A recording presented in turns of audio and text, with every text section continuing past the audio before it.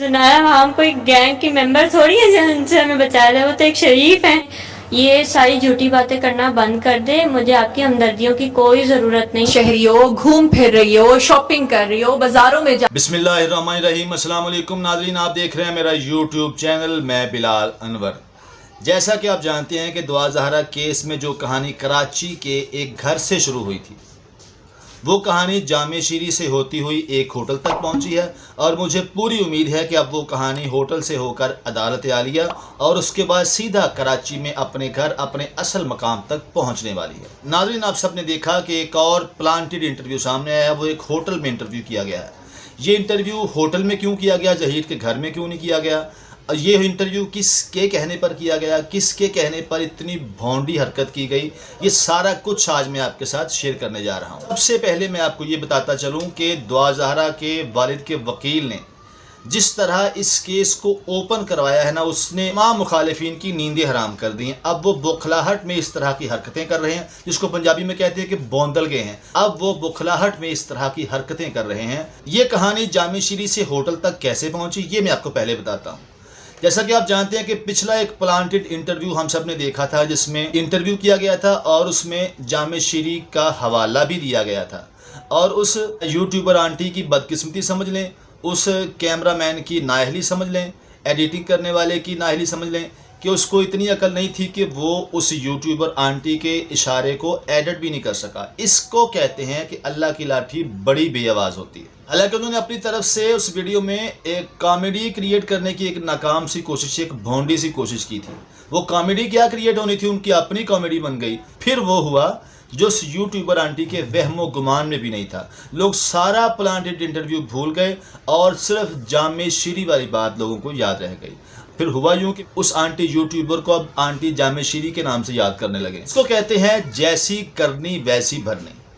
जब आप एक बच्ची के बाप पर, जिस बाप की बच्ची अगवा हो चुकी है, उस पर झूठे इल्ज़ामात लगाएंगे, उस पर तरह तरह के इल्ज़ामात लगाएंगे, उसको अदालतों में जलील करेंगे, तो फिर ज़ाहिर है अल्लाह की लाठी बेआवाज़ है। मैं अपनी हर वीडियो में कहता हूँ कि अल्लाह की लाठी बड़ी बेआवाज़ है, उससे बचना चाहिए। ये इंटरव्यू इस बार ज़हीर के घर में क्यों रिकॉर्ड नहीं किया गया और ये होटल में क्यों रिकॉर्ड किया गया, उसी की प्लानिंग थी कि जब हम इस वीडियो को किसी होटल में जाकर रिकॉर्ड करेंगे तो लोग समझेंगे कि देखें दुआ ज़हरा कितनी खुश है, उस फैमिली के साथ होटलिंग करते फिर रहे हैं, खाने खाते फिर रहे हैं, तो लोग ये समझेंगे कि दुआ ज़हरा बहुत खुश है। मगर हर प्लानिंग की तरह उसकी ये प्लानिंग भी नाकाम तरीन साबित हुई, क्योंकि जिस तरह पिछले प्लांटेड इंटरव्यू पर लोगों ने दुआ ज़हरा के वालिद के कंधे से कंधा मिलाया, पूरे मुल्क ने उस शख्स का साथ दिया, उस पर लोगों को डर था। मोहल्ले में किसी को पता चल गया कि आज फिर ज़हीर के घर में ही ये रिकॉर्डिंग हो रही है, तो फिर जाहिर है लोगों का रद्द-ए-अमल था। लोग इनको बुरा भला कहते हैं कि जब किसी को पता चलता कि इसी घर में एक बच्ची को वरगला कर उसके बाप के खिलाफ उस पर इल्ज़ामात लगवाए जा रहे हैं,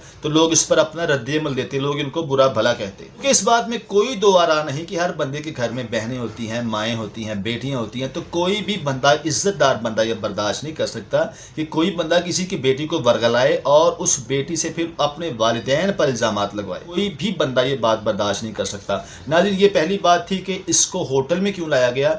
उसके पीछे पसे मंजर ये था कि ये लोग डर गए थे कि कहीं ये ना हो कि हमारा ये पोल खुल जाए और मोहल्ले वाले हम लोगों को बुरा भला कहना शुरू कर दें। वैसे ये एक बात है कि अगर एक बंदे को पूरा मुल्क बुरा कह रहा है तो उसको मोहल्ले वालों की क्या टेंशन कि वो बुरा कहते हैं कि अच्छा कहते हैं। ज़हीर की वालदा आया है, ज़हीर का बड़ा भाई जूनियर क्लर्क है। ज़हीर एक माली था और अब जिस तरह की उसने हरकतें की हैं शायद वो उस जगह काम करने के काबिल भी न रहा हो। ज़हीर माली था, उसकी वालदा आया और भाई जूनियर क्लर्क। तो सवाल ये पैदा होता है कि ये होटलिंग, ये अदालतों के चक्कर, ये आने जाने के अखराजात, ये जनाब शॉपिंग्स और इतना कुछ वकीलों के ख़र्चे, ये सब कुछ कहाँ से पूरा हो रहा है? ये कौन पूरा कर रहा है? ये कौन ऐसा सखी है जो इतना खर्चा कर रहा है बग़ैर किसी लालच के? कौन सा ऐसा बंदा है जो बग़ैर किसी लालच के इन पर इतनी इन्वेस्टमेंट कर रहा है? ये वो बातें हैं जो पूरी कौम को मजबूर करती हैं कि वो दुआ ज़हरा के वालिदैन के साथ खड़ी हो। सब जानते हैं ना कि मेहदी काज़मी वो इंसान है जिस पर कौन से इल्ज़ामात हैं जो उस शख्स पर नहीं लगाए गए, मगर उस शख्स की हिम्मत को दाद देनी चाहिए कि जो बंदा इतने बड़े क्राइसिस से गुजर रहा है और उस पर इतने सारे घटिया किस्म के इल्ज़ामात लगाए जा रहे हैं, मगर एक बार भी उस शख्स के मुंह से कभी किसी ने कोई नाजेबा जुमला नहीं सुना। और यही बात है कि अल्लाह हमेशा हक सच वालों के साथ होता है। मुझे बहुत सारे लोग व्हाट्सएप पे ये कहते हैं कि सर आप किस चक्कर में पड़ गए हैं, आप क्यों इस केस पर इतनी वीडियोस बना रहे हैं। तो मेरा बस ये जवाब होता है कि भाई मेरा काम है सिर्फ हक बयान करना, रिपोर्टिंग करना, और वो मैं कर रहा हूँ पूरी ईमानदारी के साथ कर रहा हूँ। मैं भी हर उस शख्स के साथ खड़ा हूँ जो हक के साथ खड़ा है। मैं भी हर उस शख्स की तरह चाहता हूँ कि हमारे मुआशरे में ऐसी बुराइयों का खात्मा हो। मैं चाहता हूँ कि हमारे मुआशरे में ऐसी नाजेबा हरकतें करने वालों को कड़ी से कड़ी सज़ा दी जाए। मैं भी चाहता हूँ कि इस मुआशरे में हर एक की माँ की, बहन की, बेटी की, बीवी की इज़्ज़त महफूज हो। वो चाहे माँ किसी ज़हीर की हो या चाहे बेटी किसी महदी काज़मी की हो, चाहे किसी ज़ुनैरा की हो। हर एक की बेटी की, बहन की, माँ की इज़्ज़त महफूज होनी चाहिए इस मुआशरे में।